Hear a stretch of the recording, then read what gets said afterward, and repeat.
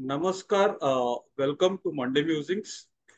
आज आपण guest session घेणार आहोत. मंडे म्युझिक्स हा जे काही मॅनेजमेंटचे कन्सेप्ट आहेत, प्रॉब्लेम्स आहेत, चॅलेंजेस आहेत, जे छोट्या मोठ्या उद्योजकांना नेहमी जाणवत राहतात, ते समजून घेण्याचा प्रयत्न आहे आणि ते कशा प्रकारे आपण हँडल करू शकतो ते केलेलं हा एक प्रयत्न आहे.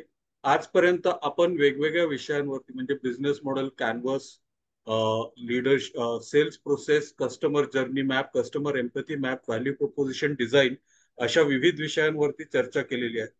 तसेच अधूनमधून आपण गेस्ट सेशन सुद्धा घेत असतो. जसं स्वप्नील अगासकरांनी एक सेशन केलेलं की फोटो प्रोफेशनल फोटोग्राफ असणं का आणि किती महत्वाचं आहे.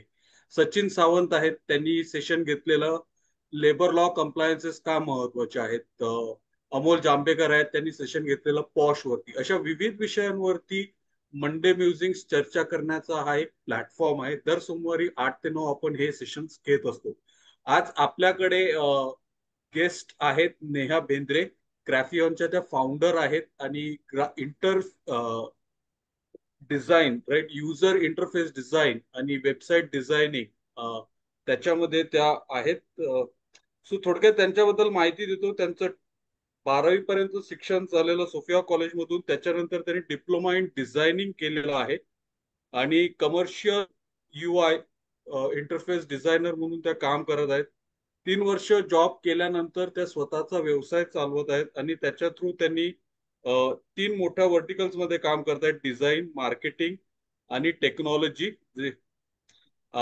ICICI, न्यूयॉर्क, जेम अशा विविध मोठ्या कंपन्यांबरोबर त्यांनी काम केलेलं आहे आणि आज ते आपल्याला ब्रँड आणि ब्रँडिंगचं महत्व काय आहे त्याच्याविषयी ते मार्गदर्शन करणार आहेत. So Neha madam, welcome. Thank you thank you for sir. Accepting the invite. आणि मी बोललो तुम्हाला आणि तुम्ही लगेच एक्सेप्ट केला invite. So thank you very much and it's a the pleasure stage sir. Is all yours. Yes, thank you sir. Thank you so much. Yes, so basically आपण आजचा विषय जो आहे, जो नव्या युगातील ब्रँड अँड ब्रँडिंग हा एक विषय आहे. ब्रँड हा शब्द सगळ्यांनी ऐकलाय. ब्रँडिंग काय असतं हे सगळ्यांना युजली माहिती आहे. त्याच्यात काय वेगळं आज सांगू शकेन मी, किंवा काय आजचा स्पेसिफिक काय टॉपिक आहे, तर तो नव्या युगातलं ब्रँडिंग ह्याच्याबद्दल आपण बोलणार आहोत. तर डायरेक्टली आपण नव्या युगातल्या ब्रँडिंग वरती जम्प करणार आहोत का, तर नाही.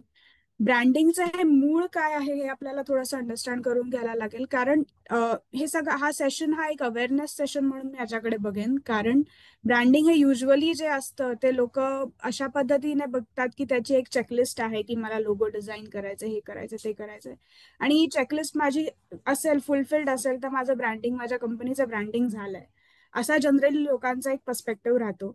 त्याला एक आपण वेगळा पर्स्पेक्टिव्ह देऊ शकतो का, आणि ब्रँडिंग मध्ये काही वेगळ्या पद्धतीने कंपनी पावलं उचलू शकते का, ह्याच्यावरती आज आपण बोलणार आहोत. सो इथे जे मी आज नॉर्मल जे तुम्हाला जे पोस्टर दिसतंय त्याच्यात 3 वेगवेगळे कॅरेक्टर्स आहेत. नॉर्मल ससा कासवाची आपल्याला शर्यत तर माहितीच आहे, स्टोरी तर आपल्याला माहितीच आहे. ससा धावत धावत गेला, काय झालं, कासवाने काय केलं, एक ऍडिशनल आहे स्नेल. ह्या 3 कॅरेक्टर्सना घेऊनच मी आज तुम्हाला एक एक थोडंसं पर्स्पेक्टिव्ह देणार आहे की आपण ह्यातलं काय बनू शकतो, किंवा आपण काय ह्यातलं व्हावं, आणि कशा पद्धतीने ब्रँडिंग आपण हे फॉलो करूया. सो थोडंसं इंटरॅक्शन सेशन असेल, इंटरॅक्टिव्ह सेशन राहील. सर्वात आधी कॉफी एक शब्द आहे फक्त. कॉफी म्हटल्यावरती आपल्या लक्षात किंवा आपल्या डोक्यात इमिजिएट काय येतं, एक कोणी उत्तर देऊ शकतं किंवा स्वतः तुम्ही हा विचार करू शकता.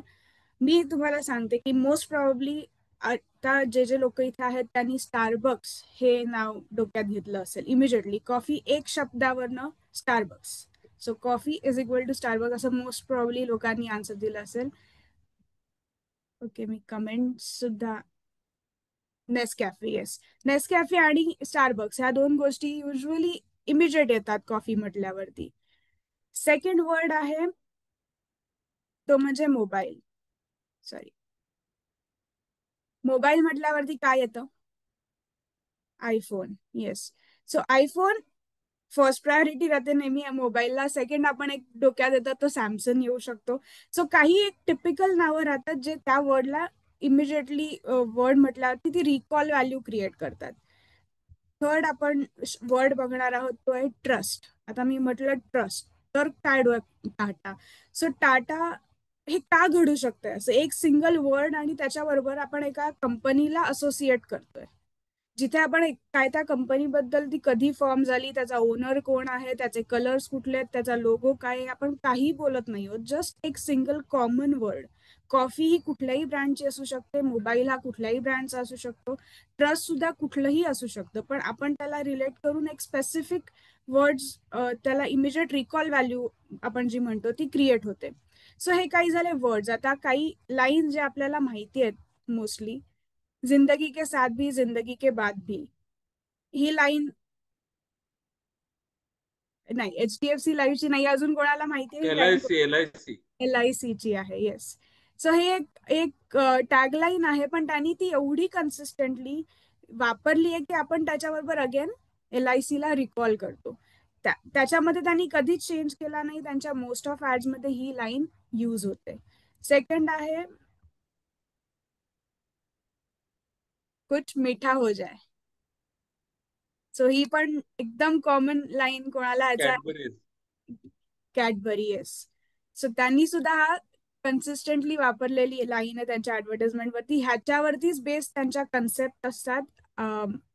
त्यांना जे काही ऍड्स बनवायचे असतात त्या ह्याच स्टोरी लाईन वरती असतात. डाग अच्छे है. तर डाग अच्छे है कोणी सांगू शकेल? Surf Excel. Yes. So again डाग अच्छे है, सर्फ एक्सेल. आपण पहिलं बघितलं की एका शब्दाला आपण रिकॉल व्हॅल्यू देऊन एक ब्रँड आठवतोय, एका लाईन वरती आपला काही रिकॉल व्हॅल्यूज आहेत ज्याच्यावरती आपण काही ब्रँड आठवतोय. इथे अगेन कुठेही आपण लोगो, जे आपण अज्युम केलेलं ब्रँडिंग आहे की आपला एक लोगो पाहिजे आणि त्याच्या अकॉर्डिंग त्याचं डिझायनिंग पाहिजे, किंवा असं कुठेही काही दाखवलं नाहीये तरी सुद्धा आपण ब्रँड हा ओळखू शकतोय. हे त्यांचा सक्सेस म्हणायला लागेल की त्यांनी ते तेवढं कन्सिस्टंटली केलंय. त्या रिकॉल व्हॅल्यूला त्यांनी तेवढा रिस्पेक्ट देऊन त्याच्याबरोबर काम करत आले इतके वर्ष. सो ह्याला आपण म्हणतो की रिकॉल व्हॅल्यू. सो ह्याचा अर्थ असा होतो का की लोगोज आणि नावाशिवाय ब्रँड चालू शकतो. मला लोगोची गरज नाहीये, मला नावाची गरज नाहीये, मी फक्त एका वर्ड वरतीच माझा ब्रँड चालवेल. तर ह्याचा अर्थ असा होऊ शकेल का? आपण काही अजून ह्याच्यामध्ये पुढे काही पर्सनॅलिटीज बघूया, त्याच्यामध्ये तुम्हाला अजून थोडं इन डेप्थ या गोष्टीवरती समजू शकेल की मी काय म्हणते. शिवाजी महाराजांचा फोटो इथे येतोय. शिवाजी महाराज ही एक सर्वांना माहित असलेली पर्सनॅलिटी आहे, आणि ह्या पर्सनॅलिटी बद्दल कोणी विचार केला तर काय डोळ्यासमोर येतं, किंवा कुठले वर्ड्स, ही एक पर्सनॅलिटी आहे आणि त्याच्या बद्दल विचार केला की काही एक स्पेसिफिक सेट ऑफ वर्ड्स आपल्या डोळ्यासमोर येतात. त्याच्यातले काही वर्ड्स मी इथे लिहिले आहेत त्यांच्या पर्सनॅलिटीला देऊन. Courageous, visionary, tactical, respect for धर्म. हे कॉमन वर्ड्स आहेत जे शिवाजी महाराज म्हटलं, आणि स्वराज्य तर डेफिनेटली. सो हे कॉमन वर्ड्स आहेत जे आपण त्या एका पर्सनॅलिटीला बघून सांगतो. पुढचे आहेत, हे कोण सगळ्यांना माहितीच असतील, बाबा आमटे. बाबा आमटे सुद्धा काही छोटी पर्सनॅलिटी डेफिनेटली नाहीये. त्यांनी त्यांचं जे काही कार्य केलं त्याच्या अकॉर्डिंग तुम्ही जर का बाबा आमटे असं डोळ्यासमोर आणलेत तर तुमच्या समोर एक त्यांची एक इमेज क्रिएट होते. त्या रिलेटेड मी म्हटलं की त्यांची पर्सनॅलिटी कशी होती, ते कोण होते असं म्हटलं की त्या रिलेटेड काही शब्द आपण डिरेक्टली कनेक्ट करतो, जे सेल्फलेस म्हणतो आपण त्यांना, सोशल रिफॉर्मर म्हणतो, कंपॅशनेट अशी ती व्यक्ती होती असं आपण त्यांना इमिजिएट व्हिज्युअलाइज करायला सुरुवात करतो. म्हणजे काही एक पर्सनॅलिटी आहे आणि त्या पर्सनॅलिटीला अगेन काही वर्ड्स आपण कनेक्ट करून त्याच्याबद्दल आपण बोलत असतो. Next is Lata Mangeshkar. आता हे ऑलमोस्ट सगळे मी मराठी पर्सनॅलिटीज घेतल्यात, पण त्यांनी त्यांच्या वेगवेगळ्या फील्डमध्ये काम केलेलं आहे, आणि त्यांच्या फील्डमध्ये काम करत असताना त्यांनी इतके वर्ष कन्सिस्टंटली काम केल्यामुळे अगेन त्यांच्या पर्सनॅलिटी रिलेटेड आपण काही शब्द कनेक्ट करतो की त्या भरपूर डिवोटेड होत्या. त्यांच्या गाणं या क्षेत्रासाठी त्या भरपूर डिवोटेड होत्या, ग्रेसफुल होत्या, टाइमलेस होत्या. त्यांचा आवाज कसा होता, टाइमलेस होता. अगेन काही गोष्टी आपण त्यांच्या नावाबरोबर कनेक्ट केल्या. सचिन तेंडुलकर.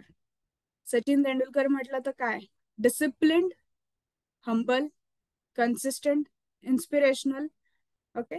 सो हे आपण जी आता नावं बघितली अजून एक आहे, एक मिनिट, सिंधुताई सकपाळ. याई आपण म्हणतो, आई म्हणतो आपण त्यांना. आपण ज्या ज्या लोकांना सिंधुताई सकपाळ माहिती असेल किंवा त्यांची स्टोरी माहिती असेल, तर त्यांचं नाव आल्यावरती आई हा शब्द इमिजिएट येतो. त्यांनी बऱ्याच बाळांचं, लहान मुलांचं संगोपन केलं. ह्या गोष्टी आपल्या डोळ्यासमोर येतात. त्या एक फायटर होत्या असं आपल्या डोळ्यासमोर येतं. त्याचबरोबर त्यांनी त्या वेळेत त्यांच्या म्हणजे त्यांचं जे काही एनजीओ होतं त्याच्यासाठी पैसे जे त्यांना कमवायचे होते, त्याच्यासाठी ज्या शोज करायच्या, त्याच्यात त्यांनी ब्रँड स्टोरी क्रिएट केली होती. जर का तुम्ही त्यांचे युट्यूबवरती व्हिडिओज ऐकलेत, तर एक स्ट्रक्चर्ड वे ऑफ स्टोरी होती. काही इमोशन्स होते त्याच्यात. त्यांची एक ठरलेली स्टोरी असायची, ज्या त्या जाऊन वेगवेगळ्या ठिकाणी प्रेझेंट करायच्या. त्याच बदल्यात त्यांना पैसे मिळवायचे आणि त्यातनं ते त्यांच्या एनजीओ जे काही होतं ते चालवत असत. सो ही स्टोरी त्यांनाही माहिती होतं की आपल्याला काय तिथे समोर प्रेझेंट करायचंय, की जेणेकरून माझ्याकडच्या मुलांना मी जेवण देऊ शकेन. हे ते त्यावेळेपासून त्यांना माहित होतं. सो आता हे आपण बघितलं की एक वर्ड, एक टॅगलाईन आणि पर्सनॅलिटी ह्याला रिलेट करून आपण काही गोष्टी आपल्या रिकॉल व्हॅल्यू मध्ये क्रिएट डिरेक्टली होत असतात. So what is brand? ह्याच्यावरनं आपल्याला काय कळतं की इट्स अ इम्प्रेशन. ह्या लोकांनी काहीतरी एक स्वतःचा ब्रँड बनवला. जे मी पर्सनॅलिटी सुद्धा सांगते त्या ब्रँड आहेत. आज काही म्हटलं तुम्ही, त्यांनी स्वतःचं कमर्शियलाइज केलं नसेल नाव, तरी त्या स्वतः एक ब्रँड आहेत, कारण त्याच्या बरोबर एक काही रिकॉल व्हॅल्यूज क्रिएट होतात. सो पर्सनॅलिटी सुद्धा एक ब्रँड क्रिएट करू शकते. So impression someone's mind is equal to brand. So मी आता ह्याच्या पुढे एक काही गोष्टी सांगेन की आतापर्यंत तुम्हाला सपोज माहिती असतील ब्रँड म्हणजे लोगो किंवा ह्या सगळ्या गोष्टी, आणि आपण आता ज्या काही गोष्टी बघितल्या की एखादा वर्ड, एखादं टॅगलाईन, हे सगळं कुठून आलं किंवा ह्या पर्सनॅलिटीजचा ब्रँड कसा बनला. कारण एकदम बेसिक आहे. तुम्ही ह्या 5 पर्सनॅलिटीमध्ये कॉमन फॅक्टर्स फाइंड आउट केलेत, तर तुम्हाला कुठले कोणी सांगू शकेल काय कॉमन फॅक्टर्स आपल्याला ह्या 5 पर्सनॅलिटीमध्ये दिसतात? खूप वेगवेगळ्या आहेत सगळ्या पर्सनॅलिटीज, पण तरी त्यांच्यामध्ये एक दिसतं ते ऑथेंटिसिटी दिसते. कोणीही बघा, ते त्यांच्या कामाशी ऑथेंटिक होते. ते त्यांना जे काही डिलिव्हर करायचं ते ऑथेंटिसिटीने डिलिव्हर करत होते. हा एक आपल्याला पार्ट त्यांच्यामध्ये सर्वात कॉमन दिसून येतो. दुसरं तुम्हाला त्याच्यात काय दिसू शकतं? काय वाटू अजून तुम्हाला त्याच्यात काय दिसतंय? एक आहे की डेडिकेशन. येस, डीप व्हॅल्यू त्यांनी दिली आहे. प्रत्येकाने आपापल्या इंडस्ट्रीमध्ये काहीतरी व्हॅल्यू डिलिव्हर केली आहे, कन्सिस्टंटली व्हॅल्यू डिलिव्हर केली आहे. सो 3 वर्ड्स आपण, persistence. Yes, so consistent, persistence, dedication, authenticity, value, ह्या काही गोष्टी आहेत ज्या त्यांनी over a period of time केल्यात. त्यांचं जे काही ब्रँड बनला हा एक दिवसात, एक महिन्यात नाही बनला, हा over a period of time बनला. सो सर्वात इम्पॉर्टंट इज की मार्केटिंग आणि ब्रँडिंग मध्ये डिफरन्स काय येतो, की मार्केटिंग आपण जे करतो ते आजच्या काळासाठी केलं जातं आणि ब्रँड हा over a period of time आपल्याला कुठेतरी कंपनीला पोझिशन करायचंय. लोकांनी आपल्याला एका गोष्टीसाठी ओळखलं गेलं पाहिजे. ब्लाइंडली म्हणजे ब्लाइंडली अजून कुठेही पटकन विचारलं की अरे ही कंपनी कुठली, तर त्यांना सांगता आलं पाहिजे. किंवा एखादा शब्द म्हटला की ते is equal to this company असं इमिजिएटली झालं पाहिजे. सो हे एका दिवसात होत नाही, तर हे over a period of time होतं. सो ह्याच्यासाठी आपल्याला ब्रँडिंग मध्ये जे फाउंडेशन असतं त्याच्यात जी चेकलिस्ट असते, आपण जी युज्युअल चेकलिस्ट माहिती आहे त्या व्यतिरिक्त जी चेकलिस्ट येते त्याबद्दल मी इथे सांगते. सर्वात पहिलं जे आपण पर्सनॅलिटीमध्ये पण बघितलं की आपलं काहीतरी एक पर्पज पाहिजे. पर्पज असेल तर आपण तो बिझनेस कम्युनिकेट करू शकू त्या पद्धतीने कन्सिस्टंटली, की माझा एक कॉमन पर्पज आहे, त्याच्यासाठी मी कन्सिस्टंटली काम करते. सो माझ्याकडे कंपनीकडे एक पर्पज पाहिजे. ऑब्व्हियसली माझा एक टार्गेट ऑडियन्स सेट असला पाहिजे. मी आज इंडियामध्ये किती लोकसंख्या, मी प्रत्येकाला जाऊन माझं प्रोडक्ट नाही विकू शकत किंवा प्रत्येक जण माझा कस्टमर किंवा क्लायंट होऊ शकत नाही. सो माझा एक टार्गेट ऑडियन्स सेट असला पाहिजे. अगेन हे जे मी पॉइंट सांगते तुम्ही त्या पर्सनॅलिटीज बरोबर पण कनेक्ट करून बघू शकता की त्यांच्याकडे पण ह्या गोष्टी होत्या की नाही, किंवा over a period of time तुम्हाला दिसेल की त्यांनी सुद्धा सेट टार्गेट ऑडियन्ससाठी काम केलंय किंवा त्यांच्याकडे काही पर्पज होता. त्यांनी काही लेवलला प्रॉब्लेम सॉल्व्ह केलेत. ते ज्यांच्या बरोबर काम करतायत त्यांच्यासाठीच त्यांनी प्रॉब्लेम सॉल्व्ह केलेत. आज सर्वात इम्पॉर्टंट आहे की तुम्ही काय प्रॉब्लेम सॉल्व्ह करताय आणि मी माझ्या कॉम्पिटिटर्स पेक्षा कशी वेगळी, हा सर्वात बेसिक फाउंडेशन आपण जे म्हणतो ब्रँडिंगचं, हे सर्वात बेसिक आहे. हे 4 गोष्टी आपल्याकडे क्लिअर असल्या पाहिजेत. नेक्स्ट येतं ते म्हणजे व्हिज्युअल आयडेंटिटी. हे जर का माझ्याकडे फाउंडेशन माझं क्लिअर असेल तर मग मी माझ्या व्हिज्युअल आयडेंटिटीकडे जाऊ शकते. मग ज्याच्यामध्ये लोगो येतात जे माझ्या ब्रँड बद्दल सांगतात. So logo has to be very simple, की ज्याच्यातनं लोगो मधनं सुद्धा कळलं पाहिजे की हा ब्रँड काय आहे आणि काय करतो आणि हा कोणासाठी असेल. एवढा सिम्पल त्यातनं ब्रँड रिफ्लेक्ट झाला पाहिजे. कलर्स माझे जे काही आहेत, आज मी ब्लू यूज करते, उद्या मी ग्रीन यूज करते, तर तो कन्सिस्टंट राहत नाही आणि त्याच्यामुळे तुमच्या कंपनीची किंवा ब्रँडची आयडेंटिटी क्रिएट होत जात नाही. सो कन्सिस्टंट ब्रँड कलर्स किंवा fonts are required. What is the third thing? My product or service has a visual appealing presentation. Again, so मला जर का एनजीओ साठी काम करायचं तर माझं डिझायनिंग स्टाईल ही कम्प्लिटली वेगळी पाहिजे दॅन अ कमर्शियल और अ कॉर्पोरेट प्रेझेंटेशन. सो मी कुठल्या सेक्टरमध्ये आहे, माझा टार्गेट ऑडियन्स काय आहे, पहिले 4 गोष्टी क्लिअर असतील तर माझं व्हिज्युअली अपिलिंग प्रेझेंटेशन मला क्रिएट करायला सोपं जातं. पुढची गोष्ट आहे, I use branded templates or designs for post flyers of packaging. So नाव जसं म्हटलं ना, फॅशन खूप आता सोपी झाली आहे. सगळे कुठल्याही दुनियाच्या कुठल्याही कोपऱ्यात जा, तुम्हाला सगळे एकसारखे दिसतात, कारण का एवढी फॅशन, एवढी कॉमन फॅशन सगळीकडे यूज होते. सो तशाच पद्धतीनं कॅनवावरनं आपण जे टेम्पलेट्स बनवतो ते एवढे कॉमन असतात की ते सगळ्या ब्रँडचं ब्रँडिंग, पोस्ट जे बनतात किंवा फ्लायर्स जे बनतात ते सगळे सेम दिसतात. So it is very important to use a branded template. म्हणजे आपल्या ब्रँडची हे स्पेसिफिकली काहीतरी एक टेम्पलेट असली पाहिजे, काहीतरी एक डिझायनिंग स्टाईल असली पाहिजे जो जी तुमची व्हिज्युअल आयडेंटिटी क्रिएट करत जात असेल. येस सिक्युरिटीज बघाल तर येस सिक्युरिटीज जी येस बँकची सबसिडरी आहे, त्यांच्या प्रत्येक ऍडव्हर्टिजमेंटमध्ये खालती एक स्पेसिफिक शेप आहे त्याचा ब्लू कलरचा, जो सगळ्या ऍडमध्ये कन्सिस्टंटली ते यूज करत असतात. त्यामुळे तुम्ही कुठूनही स्पॉट करू शकता की ही येस सिक्युरिटीजची ऍड आहे. सो काहीतरी कन्सिस्टंट व्हिज्युअल अपील त्याच्यामध्ये असला पाहिजे. Third is verbal identity. So ना व्हॉट इज वर्बल आयडेंटिटी? जसं मी म्हटलं, आपल्याला काही वर्ड्स आपल्याशी आयडेंटिफाय झाले पाहिजेत किंवा काही टॅगलाईन्स आपल्याकडे असल्या पाहिजेत. So tagline is very important which communicates my brand. Second is brand voice. So brand voice हा कसा, की अगेन मी तेच एक्झाम्पल देईन. जर का माझी एनजीओ आहे आणि मी एनजीओ साठी काही कॉन्टेंट लिहिते किंवा मी एनजीओ साठी काही वेबसाईट कॉन्टेंट असेल, फ्लायर कॉन्टेंट असेल किंवा कुठल्याही प्रकारचा कॉन्टेंट लिहिते आणि त्याच्यामध्ये मी कॉर्पोरेट लँग्वेज यूज केली तर ती नाही चालू शकत. सो सिमिलरली एक ब्रँड व्हॉइस असतो प्रत्येक ब्रँडचा आणि मला त्याच ब्रँड व्हॉइसमध्ये स्टार्ट टू एंड कम्युनिकेट करायचंय. आणि ही जर का कन्सिस्टन्सी मी ठेवली तर अगेन माझा ब्रँड व्हॉइस कॉमन राहिला तर लोक माझ्याबरोबर रिकॉल व्हॅल्यू त्यांना क्रिएट करून मी देऊ शकते. माझी बायो, सो कंपनीची बायो जी काय आहे ती सोशल मीडियावरती वेगळी आहे, व्हॉट्सअपवरती वेगळी आहे, वेबसाईटवरती वेगळी आहे. अशा वेगवेगळ्या प्लॅटफॉर्मवरती वेगवेगळी असेल तर अगेन ती आपली आयडेंटिटी क्रिएट नाही करू शकणार. त्याच्या पुढे जाऊन येतात ते customer experience. Now this is something की आजच्या जगात काय लागतं. आजच्या जगात प्रॉब्लेम सॉल्व्ह करून तुम्ही कस्टमर एक्सपिरियन्स जेवढा चांगला द्याल तेवढं तुमचं ब्रँडिंग होत असतं. सो स्टारबक्स कॉफी विकतं, ठीक आहे, पण कॉफीच्या पेक्षाही जास्त ते एक्सपिरियन्स विकतायत. पण आता म्हणाल ते खूप प्रीमियम ब्रँड आहे आणि म्हणून ते एक्सपिरियन्स विकतायत.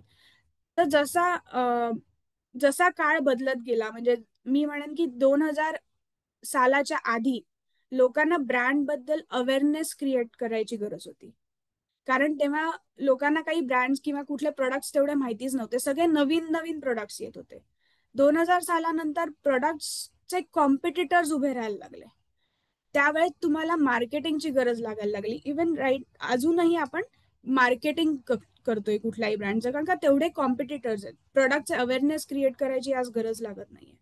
आता ह्याच्या पुढे काय करायला लागेल, तर ह्याच्या पुढे कंपल्सरी तुमच्या एका प्रॉब्लेमवरती तुम्हाला फोकस करायला लागेल, जो तुम्ही प्रॉब्लेम सॉल्व्ह करताय. आणि तो सॉल्व्ह करत असताना तुम्ही कस्टमरला कसा एक्सपिरियन्स देताय ह्याच्यावरनं तुम्ही आज मार्केटमध्ये आज ह्याच्या पुढे मार्केटमध्ये डिफरन्शिएट होऊ शकाल, बाकीच्या कॉम्पिटिटरपेक्षा वेगळे दिसू शकाल. सो ह्याच्यात सर्वात इम्पॉर्टंट येतो की कस्टमर एक्सपिरियन्स. मग तो आपण कशा कशा पद्धतीने करू शकतो, तर एक consistency in quality and service. मी जे काही क्वालिटी माझ्या प्रोडक्टची दिली आहे कालपर्यंत, त्याच्यापेक्षा मी भले चांगली क्वालिटी देईन की नाही मला माहिती नाही, पण मी त्याच्या खालती डेफिनेटली येणार नाही. So that's a consistency that we are talking. म्हणजे one step at a time that's fine, पण मी स्टेप उतरू नाही शकत definitely. So consistency in quality आणि सर्व्हिस, पॅकेजिंग, डिलिव्हरी आणि कम्युनिकेशन इंटेन्शनल वाटलं पाहिजे. सो मार्केटिंग हा प्रकार असा आहे ना, एव्हरीथिंग इज लाऊड. मला आज ऑफर्स द्यायच्यात, मला आज प्रॉडक्ट इमिजिएट विकायचंय, मी आज 1 लाख रुपये टाकते आणि मला त्याच्या बदल्यात 5 लाख हवेच आहेत रिटर्न मध्ये. हा जो काही लाऊड मार्केटिंगचा प्रकार आहे ना, हा पुढच्या काळामध्ये नाही चालणार. कारण का लोकांना ऑथेंटिसिटीवरती जास्ती लोक फोकस करतील. कारण का आज इन्फ्लुएन्सर सुद्धा एवढे आहेत की कुठल्याही ब्रँडला इन्फ्लुएन्सर मिळतो आणि तो त्याचा प्रॉडक्ट विकायला लागतो. सुरुवातीचा काळ होता जेव्हा काही प्रमाणात लोक इन्फ्लुएन्सरवरती विश्वास ठेवत होते, पण आता त्यांनाही माहितीये की इन्फ्लुएन्सरला पैसे मिळाले की तो कुठल्याही ब्रँडला प्रमोट करतोय. सो इथे अगेन तुमचं पॅकेजिंग असेल, तुमचं डिझायनिंग असेल, कम्युनिकेशन असेल, ह्या गोष्टी इंटेन्शनल वाटल्या पाहिजेत की ऍक्च्युली आम्ही काहीतरी ऑथेंटिक गोष्ट व्हॅल्यू देतोय तुम्हाला, जी तुम्ही घ्या आणि त्याचा एक्सपिरियन्स घ्या. Customer remembers me and recommend me to others. हे कधी घडू शकतं? जेव्हा मी त्यांना चांगली क्वालिटी सर्व्हिस देत असेल तेव्हाच घडू शकतं. ते मला लक्षात ठेवतील आणि दुसऱ्यांना रेकमेंड करतील. फोर्थ पॉइंट जो आता मी अगेन सांगेन की सर्वात जास्त इम्पॉर्टंट होतं, तो आहे की feedback. I listen to feedback and try to build trust and connection. So मी जेव्हा फीडबॅकवरती एक निगेटिव्ह फीडबॅक माझं जेवढं काही मार्केटमध्ये इमेज असेल ती कोलॅप्स करू शकतं, तो ट्रस्ट घालवू शकतो. आता एअर इंडियाचं जे काही घडतंय, एअर इंडिया टाटाची कंपनी आहे, किती वर्षापासूनची आहे, टाटाचा एक रेप्युटेशन आहे. मग आता ह्याला काय घडणार, आता ह्याच्या पुढे काय घडणार आहे, टाटा बद्दलची इमेज काय राहणार आहे किंवा काय घडणार आहे, हा एक प्रश्न येऊ शकतो.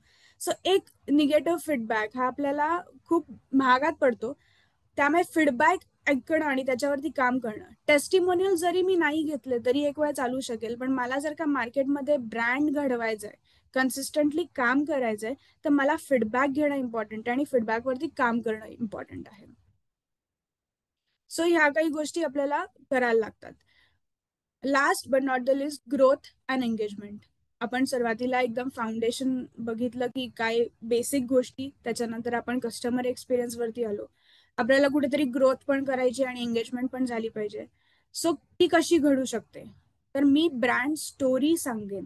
माझ्या ब्रँड बद्दलची काहीतरी एक इमोशन स्टोरी असेल किंवा माझी स्वतःची ब्रँडची एक पास्ट काहीतरी स्टोरी असेल. मला लोकांशी कनेक्ट व्हायला एक स्टोरी लागते. आजच्या जगात काय लागतंय, तर स्टोरी लागते. तर मी एक स्पेसिफिक स्टोरी जे रेग्युलरली सांगत राहीन, कन्सिस्टंटली सांगत राहीन, तर ती एक अगेन रिकॉल व्हॅल्यू बनवेल आणि त्याच्यामुळे इमोशन्सच्या बेसिसवरती लोक एंगेज व्हायला सुरुवात होतील, ब्रँड बरोबर एंगेज होतील.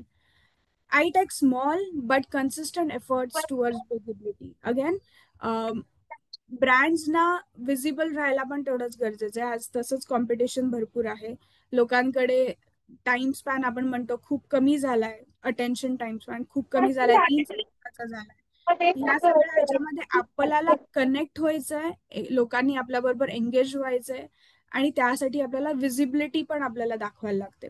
सो विजिबिलिटी ह्या गोष्टीवरती मी अजून एक काही गोष्टी सांगेन की विजिबिलिटीचा अर्थ असा नाही होत की आपल्याला every other day we should be posting something. त्याच्यामध्ये काय होतं की मी एव्हरी डे मला पोस्ट करायचं किंवा एव्हरी अल्टरनेट डे मला काहीतरी पोस्ट करायचंय म्हणून मी जाणून बुजून कुठून तरी कॉन्टेंट क्रिएट करायला सुरुवात करते. आणि जो तो कॉन्टेंट क्रिएट होत असतो ना, तिकडे ब्रँड इमेज हॅम्पर होत असते. कारण मी तो माझ्या ब्रँडचा कॉन्टेंट नसतो, मी इथून तिथून कुठून तरी ब्रँडचा काहीतरी पोस्ट करण्यासाठी किंवा या पद्धतीने कॉन्टेंट क्रिएट करते. सो विजिबिलिटी डझंट मीन की मला एव्हरी डे तिथे विजिबल व्हायचंय, पण मी जर का ठरवलं की मला महिन्यातनं 2 वेळा पोस्ट करायचे, तर मला कन्सिस्टंटली 2 वेळा पोस्ट करत राहायचंय किंवा 4 वेळा पोस्ट करायचं, तर कन्सिस्टंटली 4 वेळा पोस्ट करायचं. पण तो क्वालिटी कॉन्टेंट आला पाहिजे. सो विजिबिलिटी ही अशी राहिली पाहिजे की ज्याच्यामध्ये आपल्या ब्रँडची इमेज हॅम्पर होणार नाही. I track what's working and improve accordingly. So again फीडबॅकवरती आपण जसं काम करू त्याच पद्धतीने जशी विजिबिलिटी आपण जे काही कॉन्टेंट क्रिएट करतोय, काय चालतोय काय नाही चालतंय किंवा आपलं प्रोडक्ट चालतंय की नाही ते मी ट्रॅक करेन आणि इम्प्रूव्ह करेन. Again this helps in branding. I have a strategy to grow my brand over time. This is very important. Brand over time. Brand हा एका दिवसात बनत नाही. मार्केटिंग एका दिवसात होऊ शकतं. ब्रँड एका दिवसात बनत नाही. आपल्याला तो consistently over a period of time त्याच्यावरती काम करत राहायला लागतं. सो आता मी इथे येईन again back to this characters. तुम्हाला स्वतःच्या ब्रँडच्या साठी तुम्हाला कुठलं कॅरेक्टर तुम्ही चूज करताय त्या पद्धतीने तुम्ही त्याचा विचार करू शकता. ससा मार्केटिंग आपण असं बघूया की ससा हा मार्केटिंगच्या दृष्टीने धावत चाललाय आणि त्याला नुसतं धावतोय तो की मला सगळीकडे हवंय, सगळीकडे मला सगळ्या ऍड्स टाकायच्या, सगळ्या ट्रेंड्स वरती माझ्या कंपनीचं ब्रँड पोस्टिंग काहीतरी झालं, सोशल मीडियावरती पोस्टिंग झालं पाहिजे. ससा धावत सुटलाय. कासव कासव त्या शर्यतीत नाहीच आहे, म्हणजे त्या ट्रेंड्सच्या शर्यतीत नाहीये, पण जे काही करते ते कन्सिस्टंटली चाललंय. आणि गोगलगाय गोगलगाय चा हे कॅरेक्टर असं आहे की मी एकदा इथे जाऊ का, एकदा तिथे जाऊ का, मग एकदा हे ट्राय करतो. घाई नाहीये पण वेगवेगळ्या गोष्टी ट्राय करायच्यात, पण that again doesn't create the branding. तुम्हाला एका पाथवरती कन्सिस्टंटली चालत राहायला लागतं. So again you can choose between this characters की ह्यातनं तुम्हाला एक्झॅक्टली कशा पद्धतीने तुमचा ब्रँड घडवायचा आहे. सर्वात इम्पॉर्टंट आहे की मी जे आधी आपण जी नावं घेतली, LIC असेल किंवा टाटा असेल, स्टारबक्स असेल किंवा कुठलेही ब्रँड्स आहेत, हे brands over a period of time घडले. हे सर्वात सर्वात सर्वात इम्पॉर्टंट आहे. ब्रँडिंग ही कन्सेप्ट आजच्या काळात जी आहे किंवा जी जनरली कंपनी फॉलो करते ती खूप वेगळी, आणि त्याच्यासाठी एक वेगळं पर्स्पेक्टिव्ह देण्यासाठी हा म्हटलं की हे अवेअरनेस सेशन आपण त्याच्यातनं थोडासा अवेअरनेस क्रिएट करू की हे ब्रँड म्हणजे चेकलिस्ट नाही जी युजल आपण क्रिएट करतो तशी. आता काय घडतंय मी जसं म्हटलं मार्केटिंग. सो आता काय घडतंय तर आता स्ट्रॅटेजिकली ब्रँड्स क्रिएट केले जात आहेत विदिन नो टाइम. आणि ह्याचा तुम्ही सर्वात जास्ती स्टार्टअप्स मध्ये बघू शकता की स्टार्टअप्स हे वेड्यासारखे मार्केटिंग करतात, भरपूर पैसा टाकतात आणि त्यांचा ब्रँड सोशल मीडियावरती क्रिएट होतो. भरपूर सारे फॉलोअर्स असतात, भरपूर लाईक्स मिळतात, व्ह्यूज मिळतात, पण ज्या दिवशी ते त्यांचं मार्केटिंग थांबवतात त्या दिवशी त्या ब्रँडला व्हॅल्यूच नसते. So this is a major difference. आणि हा ऍज अ ओनर किंवा कंपनीचे जे स्ट्रॅटेजिक डिसिजन मेकर्स आहेत त्यांनी हे स्पेसिफिकली समजून घ्यायला हवं की मार्केटिंग हा जोपर्यंत आपण पैसा टाकतोय तोपर्यंत त्या ब्रँडची व्हॅल्यू आहे. ज्या दिवशी आपण मार्केटिंग बंद करतो तेव्हा त्याची व्हॅल्यू राहत नाही, तेव्हा त्या ब्रँडकडे कोणी वळून बघत नाहीये. सो ते जे काही आपल्याला ब्रँड क्रिएट करायला लागतो तो ओव्हर अ पिरियड ऑफ टाइमच क्रिएट होतो. सो काही डिफरन्स आपण जो बघणार होतो की जुन्या आधी कसं ब्रँडिंग होत होतं आणि आता कसं ब्रँडिंग होतंय. जुन्या काळात, आधीच्या काळात तेव्हा टाटा आणि अशा कंपनीज होत्या तेव्हा ब्रँड्स खूप कमी होते. तेव्हा टीव्ही, रेडिओ आणि प्रिंट हेच मीडियम्स होते ऍडव्हर्टिजमेंटसाठी सुद्धा, आणि ब्रँडकडे टाइम होता, त्यांची मार्केट पोझिशन क्रिएट करण्यासाठी त्यांच्याकडे वेळही होता तेव्हा. आता काय घडतंय तर आता मार्केटमध्ये एकाच पद्धतीचे बरेच ब्रँड्स आहेत. म्हणजे तुम्ही कॉफी जरी म्हटलं तरी कॉफीचे पण बरेच ब्रँड्स आहेत. ओव्हर क्राऊडेड मार्केट आहे, लोकांचा अटेन्शन स्पॅन खूप कमी आहे. स्टारबक्सच्या समोर दुसऱ्या ब्रँड्सना उभं राहायला भरपूर वेळ कमी, म्हणजे त्यामुळे त्यांच्याकडे लक्षच जात नाही, त्यांना खूप मेहनत करायला लागते. ही आजची परिस्थिती आहे. You need to stand out fast and stay consistent. हा एक काय म्हणतो, ही एक गरज झाली आहे. मला जर का आज बिझनेस चालू करायचा आहे तर मला पटापटच लोकांकडनं मार्केटिंग करून या इथे कन्सिस्टंटली उभं राहण्यासाठी प्रयत्न करायला लागतात. ही एक गरज झाली आहे. Audience want authenticity and connection, पण ह्यातनं सर्वात वेगळा एक पॉइंट दिसून येत होतो की लोकांना, म्हणजे आपल्या टार्गेट ऑडियन्सला ऑथेंटिसिटी हवी आहे. ऑथेंटिक तुम्ही असाल तर तुमच्याशी ते जास्ती इझिली एंगेज होतात किंवा कनेक्ट होतात.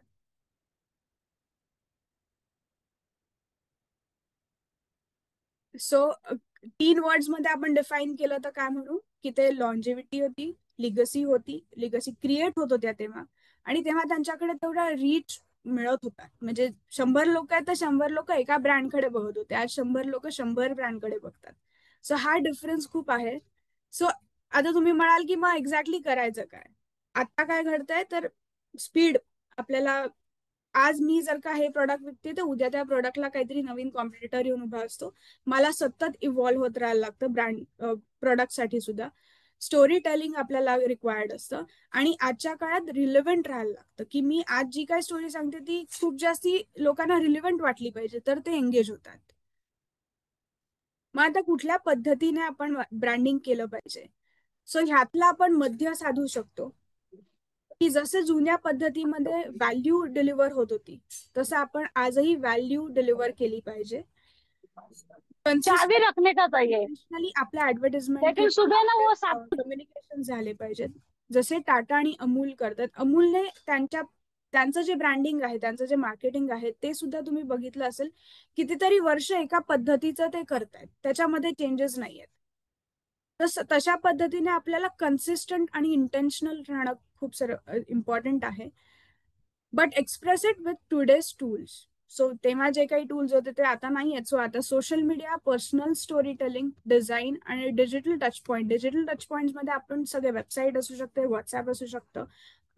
अशा पद्धतीचे जे काही डिजिटल टच पॉईंट्स आहेत त्याच्यावरनं आपण ह्या गोष्टी करू शकतो. सो आपण एक मध्य साधू शकतो ब्रँडिंग अचीव्ह करण्यासाठी, आणि अशा पद्धतीने करू शकतो. आता मी त्या चेकलिस्टकडे येईन जी चेकलिस्ट जनरली लोकांना माहिती असते. आता तुम्हाला जस्ट इंटरॅक्टिव्ह सेशन मध्ये आपण जाऊया, की हे जे तुम्हाला आता कॉमन ब्रँडिंग चेकलिस्ट दिसते, जी जनरली लोकांना माहिती होती आणि जे जनरली ब्रँडिंग म्हटल्यावरती करायला जायचे, हे करण्याआधी जे काही पॉइंट्स किंवा जे काही चेकलिस्ट मी सांगितली ती करणं आजच्या काळात गरजेचं आहे का, असं तुम्हाला वाटतंय का? आपण जस्ट काही ओपिनियन्स घेऊया तुमच्याकडनं ह्याच्यावरती. आणि ती करण्याची जी पद्धत मी सांगितली, की आपल्याला विजन स्टेटमेंट लिहायचंय, पण विजन स्टेटमेंट कन्सिस्टंटली यूज झालं पाहिजे. आपण विजन स्टेटमेंट लिहून जे प्रेझेंटेशन मध्ये ठेवून देतो त्याच्यानंतर आपण त्याच्याकडे बघत नाही, किंवा ऍड बनवताना परत विजन स्टेटमेंट, मिशन स्टेटमेंट कडे जाऊन बघत नाही, की अरे आपलं मिशन स्टेटमेंट काय होतं, त्याला ती ऍड रिलेट करतेय का, तर ते ब्रँडिंग होऊ शकतं. सो चेकलिस्टचे आउटपुट जे आहेत ना ते सेम आहेत, पण ते ज्या प्रोसेसमधनं जातात ती प्रोसेस चेंज केली तर तुमचं ब्रँडिंग होऊ शकतं, किंवा त्या प्रोसेसने गेलं तर ते ब्रँडिंगला हेल्पफुल राहू शकतात. सो तुम्ही ह्या गोष्टी बरोबर अग्री करता का? जस्ट तुम्ही रिॲक्शन मध्ये थम्स अप देऊ शकता. बाकी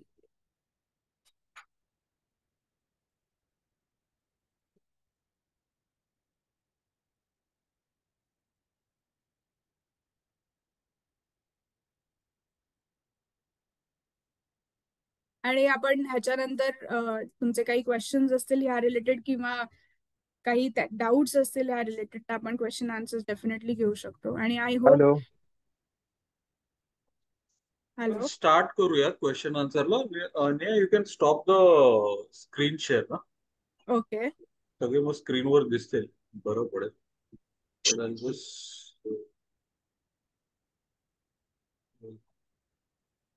या कोणाला काही प्रश्न असतील तर प्लीज हँड रेज करून विचारा, जेणेकरून we can have a better discussion.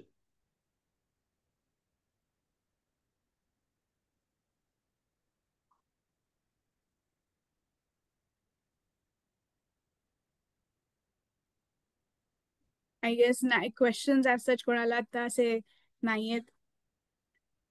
आनंद, जर तुम्ही बोलतायत का? सगळे शांत शांत आहेत. हॅलो. हॅलो, सगळे शांत शांत आहेत. हॅलो. ओके, माझा माझा हॅलो ऐकू येतंय? हा, ऐकू येतंय. हा. माझा प्रश्न असा आहे की आज सोशल. थांब ना जरा, मीटिंग मध्ये आहे. हॅलो.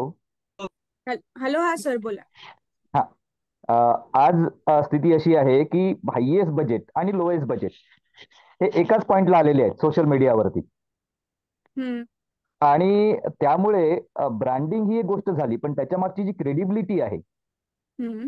आज उदाहरणार्थ मी परत परत ऍडव्हर्टिजमेंट पाहतोय, 99 रुपये घ्या, 99 रुपये द्या, आणि तुमचे पैसे 5 लाख आठवड्याला कमवा.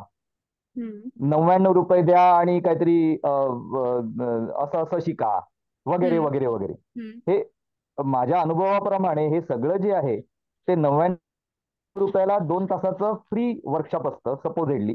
पण बरोबर. बेसिकली त्या वर्कशॉपमध्ये थोडंसं सांगून पुढचं 15,000चं घ्या, 50,000चं घ्या, 2 लाखाचं घ्या, 5 लाखाचं घ्या, असाच प्रकार असतो. बरोबर. आणि ऍडव्हर्टिजमेंट भरपूर असते त्याच्यामध्ये.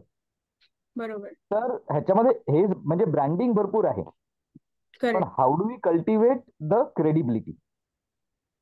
हे सर, सो हा आत्ताचा तुम्ही जो म्हणताय जे ऑनलाईन सेशन्स घेतात किंवा कुठल्या ना कुठल्या तरी टॉपिक वरती वर्कशॉप्स घेतात, त्यांचा हा युज्युअल पॅटर्न आहे, ज्याच्यामध्ये ते सुरुवातीला काहीतरी 99 रुपीज मध्ये तुम्हाला युट्यूब वरती ऍड्स मिळतात, सोशल मीडियावरती ऍड्स मिळतात, आणि एक सेशन तुम्हाला बुक करायला सांगतात.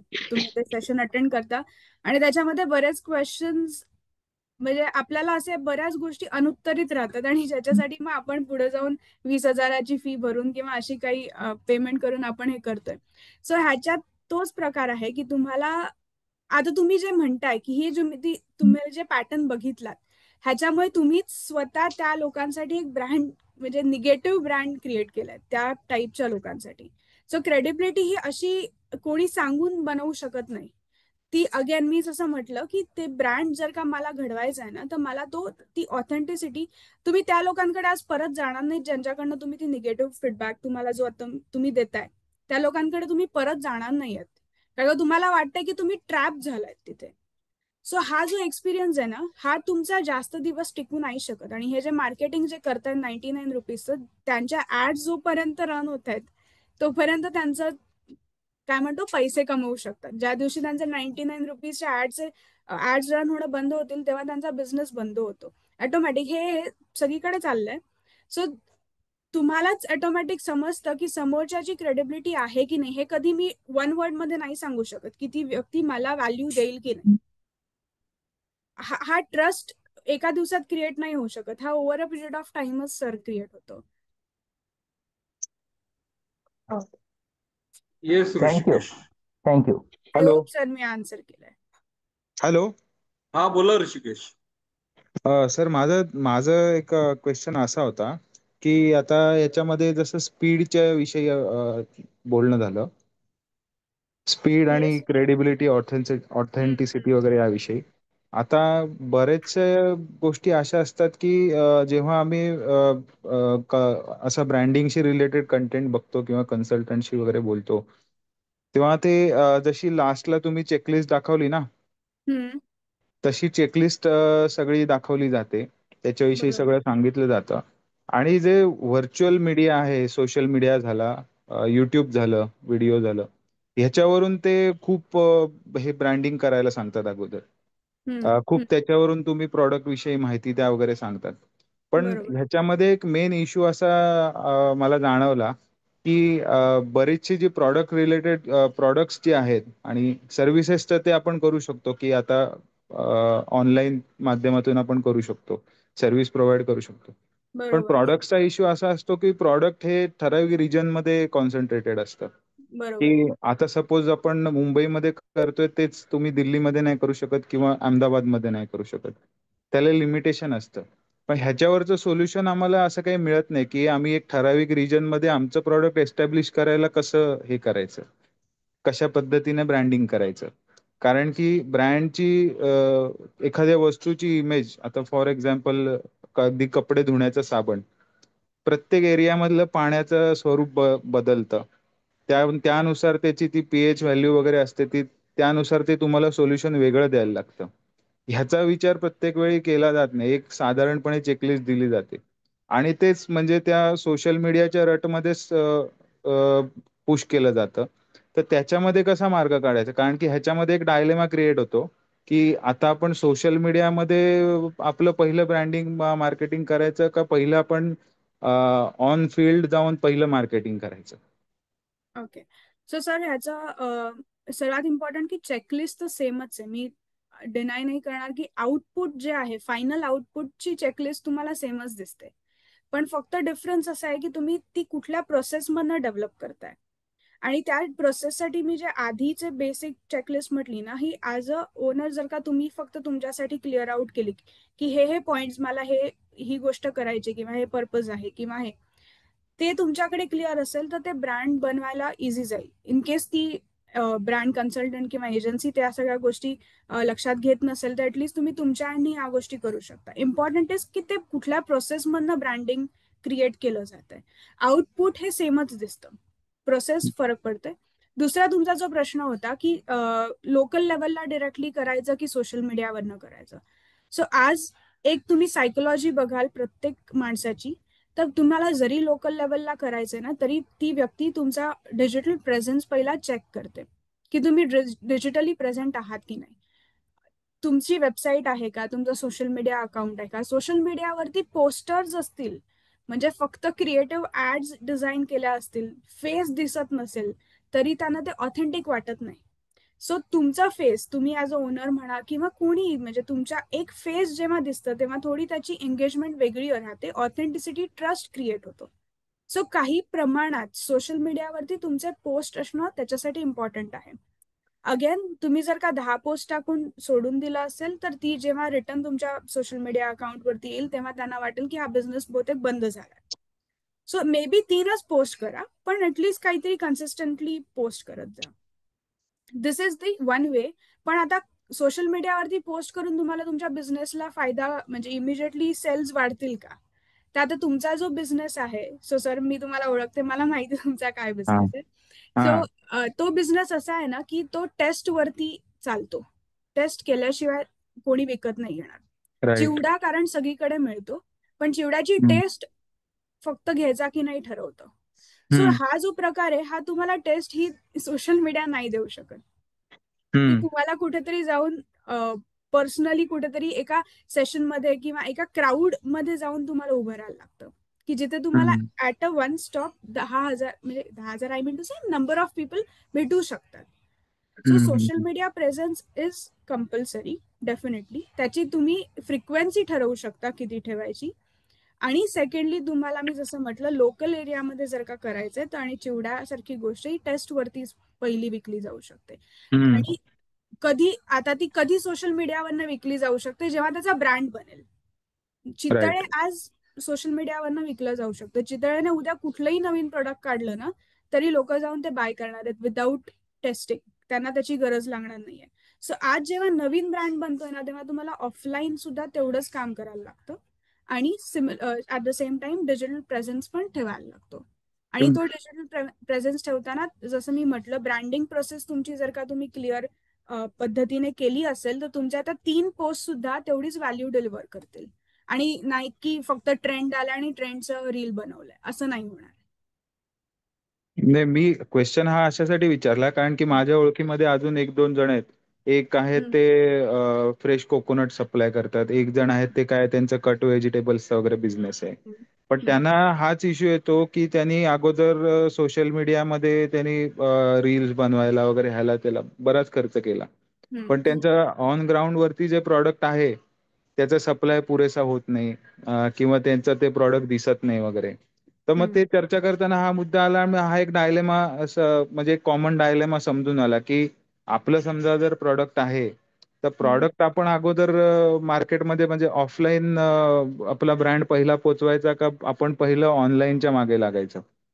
हा एक कॉमन डायलेमा दिसून आला म्हणून मी हा क्वेश्चन तुम्हाला विचारला कारण की हे 2-3 जणांसोबत दिसून आलं. म्हणजे एका लेवलला माझा पण तो डायलेमा आहे कारण की आहे ना म्हणजे हा फॅक्ट आहे की सोशल मीडियावरून मी ती टेस्ट डिलिव्हर नाही करू शकणार. ती मला रिटेल शेल्फ मध्ये किंवा कुठे अजून वेगवेगळ्या ठिकाणी मला तिथे ते आमचं प्रॉडक्ट दिसायलाच पाहिजे. बरोबर असं. करेक्ट. सो आय गेस मी आन्सर तुम्हाला म्हणजे क्लिअर करू शकले हा पॉईंट की तुम्हाला सायमल्टेनियसली या गोष्टी करायला लागतील. फक्त तुमचा फ्रिक्वेन्सी तुम्ही कमी जास्त ऍज पर युअर बजेट ठेवू शकता पण काही प्रमाणात हे सायमल्टेनियसली करायला लागेल. थँक्यू. येस आनंद सर बोला. 2 प्रश्न आहेत.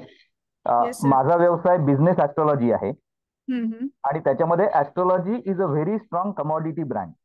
म्हणजे ऍस्ट्रॉलॉजी म्हटलं की लोकांच्या डोक्यात काही ना काही येतच. ज्याला ऍस्ट्रॉलॉजी ऐकलेलंच नाही असा नसतो. बरोबर. पण आणि त्याच्यामुळे ते पुट ऑफ होतात म्हणजे they go into their past. आता the campaign I want to run is to tell them that how business astrology is different from what they are thinking of as astrology. हा पहिला part, म्हणजे that is my biggest challenge. हे वेगळं आहे त्याच्यापेक्षा, तुम्हाला जे माहिती आहे ते वेगळं आहे, हे तुम्हाला माहिती नाही. बरोबर. दुसरी गोष्ट, मला सुरिनाम, हैती आणि वेस्ट इंडिज या सॉरी सर, तीन मला सुरिनाम, हा हैती आणि वेस्ट इंडिज या 3 जागी मार्केटमध्ये एंट्री करायची. ओके. तर मला इथले local brand, I mean local digital marketers आहेत, भरपूर आहेत. I want somebody who is local there. बरोबर. तर ते कसं मिळू शकतं? अच्छा, म्हणजे तुम्ही म्हणता की तिकडे तुम्हाला ब्रँडिंग करायचं, तर तिथले लोक तुम्हाला कशी मिळू शकतात असं? हो हो, नाही तिथली, कारण कसं आहे की इथले लोक गुगलवरती एरिया टाकून, अमुक टाकून वगैरे वगैरे मला तिथे देतात. बरोबर. पण still it is a Indian advertisement going to West Indies, Suriname और हैती. बरोबर. मला ते नकोय. बरोबर. मला तिथला लोकल पाहिजे. I want the local flavour okay. To understand what I am doing and market my brand over there. Sir, ह्याचा एक दोन्ही वेज सांगेन मी.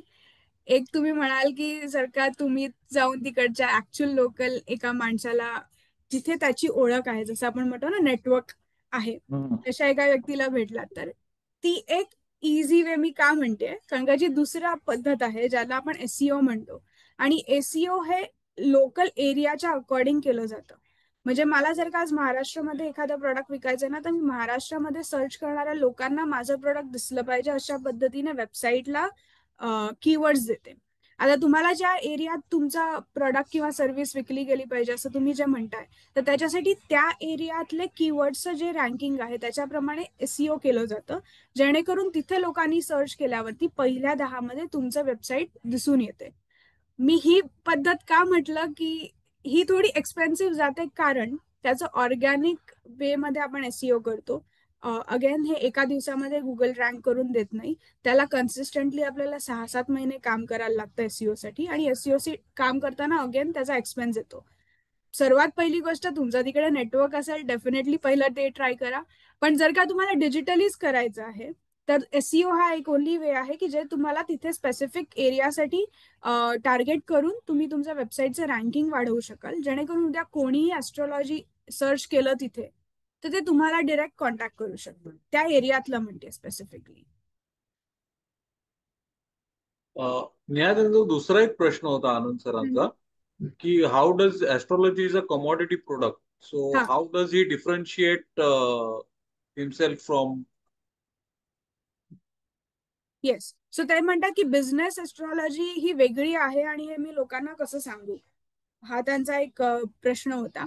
सो सर, ह्याच्यामध्ये एक आहे की तुम्ही मार्केटिंग केलं, पण मार्केटिंग मध्ये कसं होतं की बिझनेस ऍस्ट्रॉलॉजी बद्दल तुम्ही फक्त मार्केटिंग केलं तर त्यातली व्हॅल्यू कळत नाही. त्याच्यामध्ये फक्त की आम्ही बिझनेस ऍस्ट्रॉलॉजी करतो, हे करतो, आमच्याकडे ह्या सर्व्हिसेस, या पद्धतीचं मार्केटिंग होतं.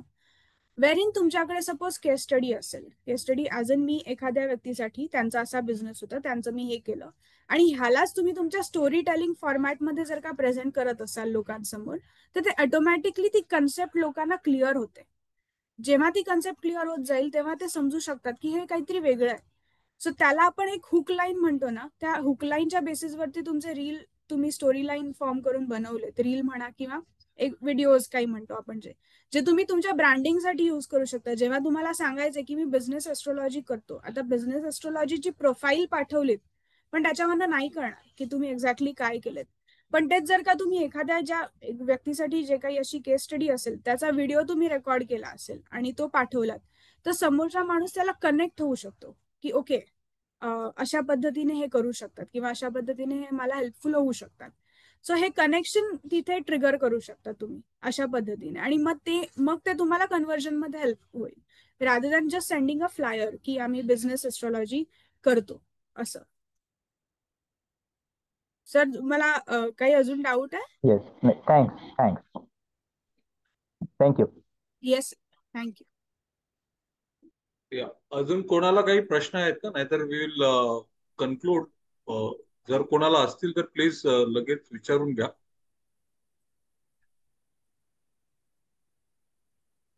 ओके फाईन, मला वाटतं नाही आहेत. पण नेहा, थँक्यू व्हेरी मच. खूप छान सुंदर माहिती सांगितली.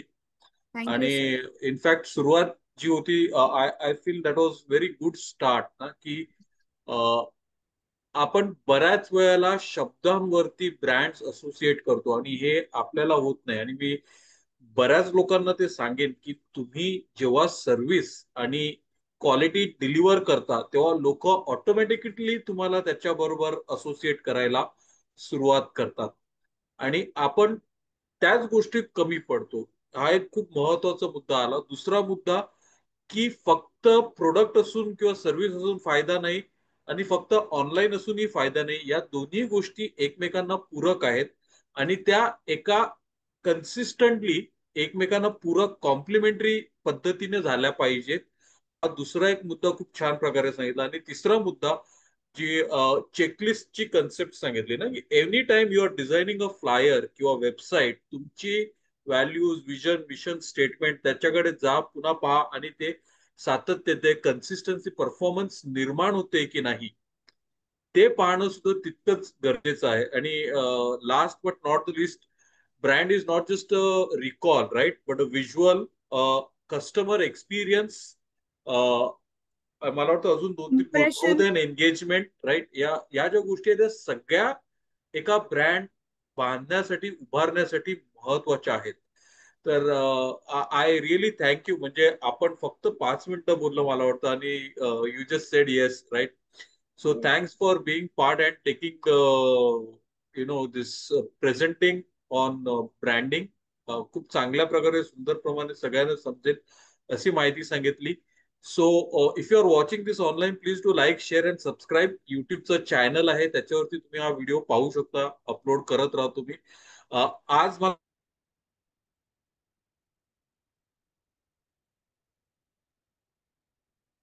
सर तुमचा आवाज गेलाय. Hello.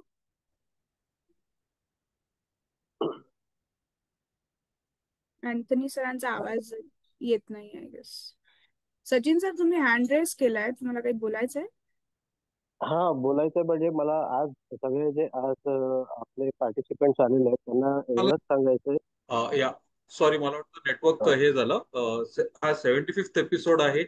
And thanks once again for being here. Every मंडेला येऊन असतात. Anybody wants to join, please get in touch with me and you can be part of this. I can share the link. आणि ती link common आहे. म्हणजे आज zoom link जी आहे तीच लिंक आपण एव्हरी मंडे साठी वापरत राहतो. Anybody wants to join can join. Thank you very much and see you next time. Sachin sir काहीतरी बोलत होते आता. तुमच्या बोलायचं मला आवाज मला मध्ये तेच गेलेला. सांगायचं होतं. मला तेच सांगायचं होतं कारण आमचं जे मंडे म्युझिकचं आम्ही एवढ्या दिवसापासून आम्ही करतो आहोत, त्याचा आजचा 75वा एपिसोड आहे. आणि जे आज पार्टिसिपेंट आलेले आहेत त्या सगळ्यांना त्यांना लिंक पाहिजे असेल मंडे म्युझिकची, तर आपण ती लिंक त्यांना देऊ शकतो. मला बरेच जण ओळखतात आणि अँथनी सरांना पण बरेच जण ओळखतात. तर त्यांनी पर्सनलवर जरी मेसेज केला तरी आम्ही त्यांना लगेच मंडे म्युझिकच्या ग्रुपवर आम्ही ऍड करत आहोत. आणि त्याचबरोबर युट्यूबची लिंक, जी आजच्या एपिसोडची युट्यूबची लिंक आहे, ती आज किंवा उद्यापर्यंत ती युट्यूबवर टाकली जाईल. तर तीही तुम्हाला मिळेल. तर तिथे पण तुम्ही सबस्क्राईब करा, लाईक करा आणि शेअर करा. Thank you. Okay, bye. Take care. Thank you so much good sir, night. मला थँक्यू. प्लॅटफॉर्म दिल्याबद्दल. आणि इट्स माय प्लेजर. थँक्यू.